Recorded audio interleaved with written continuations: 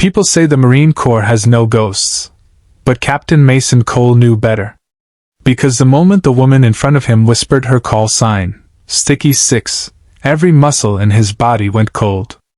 That call sign belonged to someone he once failed, someone he had searched for years to find. And now she was standing right in front of him, smiling, with no idea who he was. Captain Mason Cole had survived 2 tours, 3 helicopter crashes, and countless missions where he'd held the lives of his men in his hands. But none of that prepared him for what he felt on a quiet Saturday morning at a veteran community outreach fair. He was there to speak, shake hands, and support transitioning soldiers, nothing more. The sun was calm, families were laughing, and music played gently in the background. Mason stood near the registration tents, signing volunteer sheets and greeting newcomers. His reputation always drew attention, disciplined, brave, respected. But inside, he carried a weight no one ever saw, the memory of Sergeant Leah Briggs, a combat communications specialist he'd lost during a night mission 5 years ago. She was smart, courageous, stubborn, and the glue that held the entire team together. Her call sign, Sticky 6. The one voice he never forgot.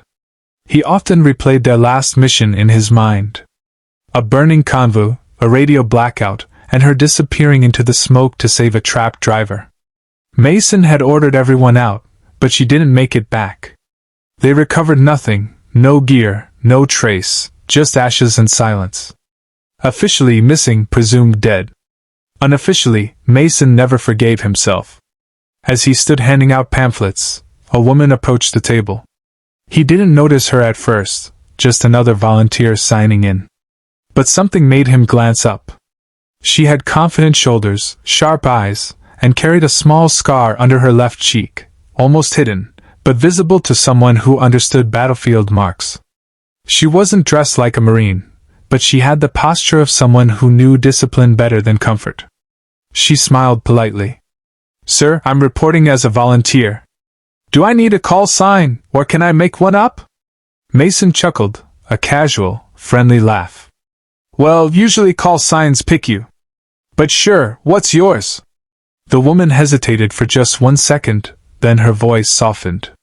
"Sticky 6. Mason froze. His breath caught. The chatter around him faded.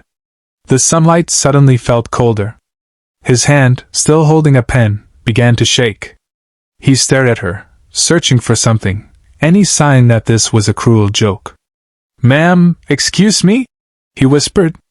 She tilted her head, confused by his reaction. "That was my call sign. From before. But it's been a long time." Mason's heart thundered. This couldn't be real. Not after 5 years. Not after he'd watched her vanish into flames. "Is this some kind of joke?" he finally forced out. She frowned, hurt flickering across her eyes. "No joke. I used to run comms with a quick deploy unit. They called me Sticky 6 because, well, I always stuck with the team, even when no one else did." Mason stepped back, stunned. Her voice, her scar, her posture. But there were differences too, her hair shorter, her eyes deeper, as if holding silent storms. "Your name," he said quietly. "What's your name?" "Leah," she replied. His knees almost buckled. But before he could speak again, she gently placed the volunteer badge around her neck and walked off toward the event stage, calm, unaware, carrying the call sign that had haunted him for half a decade.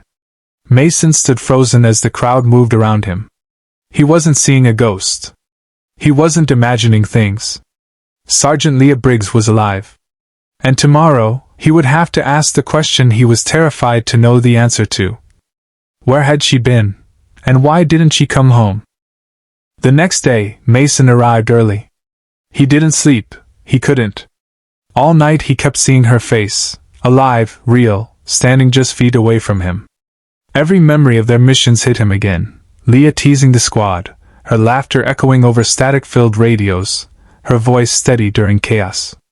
He waited near the volunteer station, pretending to check inventory while his pulse raced. When Leah finally walked in, she carried a box of bottled water and set it down gracefully. She didn't look like someone who crawled through burning wreckage, not anymore. "Morning," she said, her voice calm, friendly. "Leah," he breathed. "I need to talk to you. About Sticky 6. She paused, studying him. Something changed in her expression, a flicker of caution. "Why does my old call sign bother you so much?" Mason swallowed. "Because I was there. The night you disappeared." Her shoulders stiffened. She slowly exhaled, as though releasing a truth she never planned to revisit. "Then you already know," she said quietly. "The mission went sideways. Communications went dead. I went back for the driver. But you don't know what happened after." She leaned against the table, her eyes distant, seeing things no one else could. "There was an explosion. I barely made it out. I tried to call for help, but my radio was fried. A local search unit found me unconscious hours later. They saved my life, but I couldn't contact command for weeks. By the time I reached a safe station, the reports already listed me as presumed dead." Mason felt the world tilt. "You didn't contact us?" "Not once." She nodded slowly, pain flickering across her face. "I couldn't. And by the time I could, I didn't know how. I had burns, injuries, memory gaps.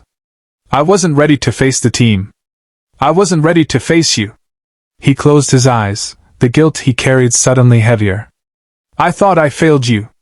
"No," she said softly, shaking her head. "You didn't fail me.